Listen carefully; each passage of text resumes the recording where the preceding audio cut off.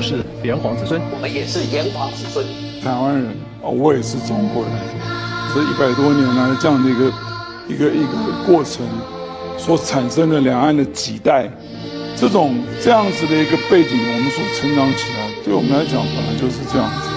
是绝大多数的台湾的民众，我相信，这个比例到现在来讲，应该都是多数。